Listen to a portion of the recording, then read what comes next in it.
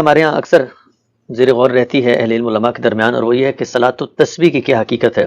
ایک استدلال یہ پیش کیا جاتا ہے، اگرچہ وہ روایات جن میں یہ نماز ثابت ہوتی ہے سند کے لحاظ سے تو ضعیف ہیں، لیکن اگر دین کے مجموعی مزاج، عبادات کی حیت اور درایت کے نقطہ نظر سے دیکھا جائے تو ان روایات کو قبول کیا جا سکتا ہے۔ آپ کی نظر میں صلاۃ التسبیح کیا کوئی نماز ہے جو اس کی خاص نوعیت کی شکل، اس کے اعمال و اذکار ہیں، ثابت ہے، اور کیا روایت کو درایت کی بنیاد پر قبول کیا جا سکتا ہے؟ یہ روایت کو سب سے پہلے روایت کی بنیاد کے اوپر قبول کرنا چاہیے یا رد کرنا چاہیے۔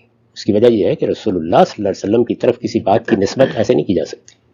پھر ایک ایسی بات کی نسبت کہ جس کی کوئی اور نظیر آپ کو نہ ملتی ہو، تو یہ کسی حال میں بھی قابل قبول نہیں ہو سکتی۔ میرے نزدیک رسول اللہ صلی اللہ علیہ وسلم کی نسبت سے اگر کوئی بات اخبار احاد میں بیان ہوئی ہے اور وہ صحیح روایتیں ہیں، صحیح کا مطلب کیا ہے؟ یعنی محدثین کی اصطلاح کے مطابق جو صحت کا معیار ہے وہ اس پر پوری اترتی ہیں، اس کے بعد نسبت قبول کی جائے گی۔ یعنی اب آپ کو یہ کہنے کا حق ہے کہ یہ بات رسالت مآب صلی اللہ علیہ وسلم کی نسبت سے بیان ہو سکتی ہے۔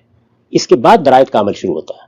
یعنی اگر کوئی روایت اس معیار پر پوری اترتی ہے لیکن ہم اس کے ٹیکسٹ کو یا اس کے متن کو دیکھتے ہیں تو یہ معلوم ہوتا ہے کہ یہ تو قرآن کے بالکل خلاف ہے، یہ معلوم ہوتا ہے کہ یہ سنت ثابتہ کے خلاف ہے، یہ معلوم ہوتا ہے کہ علم و عقل کے مسلمات کے خلاف ہے، تو اس کو بھی قبول نہیں کیا جائے گا۔ پہلی چیز یہ ہے کہ رسول اللہ صلی اللہ علیہ وسلم کی نسبت سے چونکہ ہمیں متنبع کیا گیا ہے، آپ نے فرمایا ہے کہ میری طرف کسی جھوٹ کی نسبت نہیں ہونی چاہیے۔ کوئی کام آپ کو اجتہادی طور پر کرنا ہے تو عقلی استدلال کریں، لیکن عبادات کے معاملے میں تو عقلی استدلال ہو ہی نہیں سکتا۔ یہاں تو حضور کی نسبت ہی سے کوئی چیز دین بنے گی، تو ان روایات کی کوئی حقیقت نہیں۔ یعنی اگر آپ محدثانہ نقطہ نظر سے دیکھیں تو ان کا ذکر بھی کسی صاحب علم کی زبان پر نہیں آنا چاہیے، اور کسی دینی عمل کے بارے میں یہ خیال کرنا کہ اس کا یہ فائدہ ہوتا ہے، اس کو فلاں فلاں لوگوں نے اختیار کیے رکھا ہے، یہ بالکل بے معنی استدلال ہے۔ یہاں سب سے پہلا سوال اس کا اس بات ہے۔ ہمارے دین میں یہ نہیں ہے کہ ہم کوئی فلسفہ بنا کے پیش کر دیں گے۔ قرآن مجید کا اس بات کیسے ہوتا ہے؟ اجماع اور تواتر سے۔ سنت کا اس بات کیسے ہوتا ہے؟ اجماع اور تواتر سے۔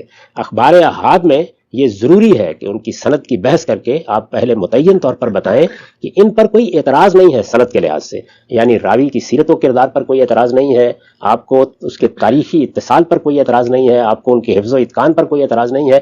پھر متن کو دیکھیں، یہ قرآن کے خلاف تو نہیں، سنت کے خلاف تو نہیں، علم و عقل کے مسلمات کے خلاف تو نہیں۔ ان تمام کسوٹیوں پر پرکھنے کے بعد آپ کو حق ہوتا ہے کہ آپ حضور کی نسبت سے اس بات کو بیان کریں۔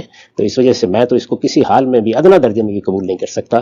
میرے نزدیک دین کے معاملے میں آپ کو بڑی محکم دلیل کی بنیاد پر کوئی بات کہنی چاہیے، اس سے ہٹ کے نہیں کہی جا سکتی۔ یہ تو ہے روایت کا معاملہ۔ درایتاً بھی ہمیں جو نماز سکھائی گئی ہے، جو آداب بتائے گئے ہیں، حج کے مناسک بتائے گئے ہیں، اس میں کسی جگہ بھی یہ طریقہ اختیار نہیں کیا گیا کہ 10 مرتبہ یہ کریں اور یہ کریں۔ یہ کچھ صوفیانہ قسم کی روایات ہیں جو ہمارے ہاں آ گئی ہیں، میں ان کو بالکل بے بنیاد سمجھتا ہوں۔ تو ہم سے پھر یہ کہا جا سکتا ہے کہ صلاۃ التسبیح ایک بدعت ہے؟ دیکھیے، جب کوئی آدمی کسی روایت سے استدلال کر رہا ہو تو اس کے استدلال کی غلطی واضح کی جاتی ہے۔ بدعت کسی چیز کو اس وقت کہا جاتا ہے جب بغیر استدلال کے کوئی آدمی محض یہ کہہ کر کوئی بات پیش کرے کہ ایک اچھی بات ہے، میری طرف